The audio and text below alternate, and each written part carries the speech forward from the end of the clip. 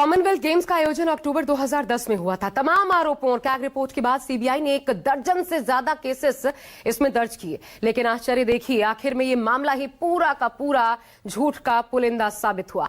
आरोप क्या था देखिए, उसमें क्लोजर रिपोर्ट में सीबीआई ने क्या कहा, यह आपको आज जानना चाहिए, क्योंकि आज सुरेश कलमाड़ी की बात हो रही है। हम आपको दिखाते हैं। आरोप नंबर 1, ठेकों में अनियमितता बरती गई। देखिए, सीबीआई ने क्लोजर रिपोर्ट में कहा कि कोई अनियमितता दरअसल हुई ही नहीं है। आरोप लगा कि गेम से जुड़े कई ठेके तय प्रक्रिया का उल्लंघन करके दिए गए थे, कुछ निजी कंपनियों को अनुचित लाभ पहुंचाने के लिए दिए गए थे। ऐसा किया गया, लेकिन सारे के सारे आरोप झूठ का मायाजाल साबित हुए। दूसरा आरोप देखिए, आरोप था सरकारी खजाने को नुकसान पहुंचाने का, लेकिन सीबीआई ने क्या कहा, ऐसा कुछ नहीं हुआ, सरकारी खजाने को कोई नुकसान नहीं पहुंचा। दरअसल ठेकों की लागत बढ़ाकर दिखाने और गलत फैसलों से आयोजन समिति को करोड़ों रुपए का चूना लगाने का आरोप लगाया गया था, और इसमें यह पूरा आरोप ही गलत निकला। तीसरा, एक और आरोप भ्रष्टाचार और आपराधिक साजिश का, जबकि कहा गया कि ऐसी कोई कोशिश की ही नहीं गई थी।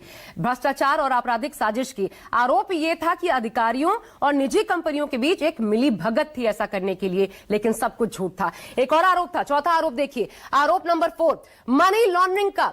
सीबीआई ने कहा कोई मनी लॉन्ड्रिंग नहीं हुई। ईडी ने यह भी जांच शुरू की थी, क्योंकि मनी लॉन्ड्रिंग की जांच ईडी करती है, कि क्या इन कथित भ्रष्टाचारों से अर्जित धन को कहीं छुपाया या घुमाया गया। पता चला कि ऐसा भी कुछ नहीं हुआ, यानी कि सारे केस से सारे आरोप दरअसल फर्जी साबित हुए।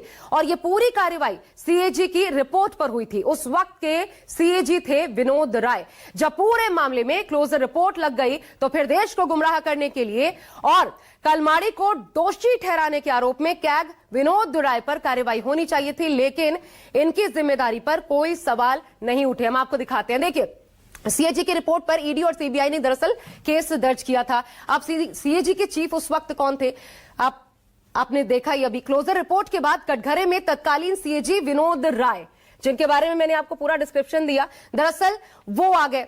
विनोद राय ने देश को गुमराह किया, कलमाड़ी को दागदार बताया। ये सबसे गंभीर आरोप जो इनके करियर को अगर कहा जाए एक तरीके से, तो इनके ऊपर लगते हैं। अब ईडी सीबीआई ने केस दर्ज किए, क्लोजर रिपोर्ट के बाद कटघरे में तत्कालीन सीएजी को खड़ा किया, तो ऐसे में क्लोजर रिपोर्ट लगने के बाद केस को बंद कर दिया गया। और यह साफ जाहिर होता है कि विनोद राय ने देश को गुमराह किया, कलमाड़ी को दागदार बताया क्लोजर रिपोर्ट ने, लेकिन सारे के सारे सच का खुलासा कर दिया।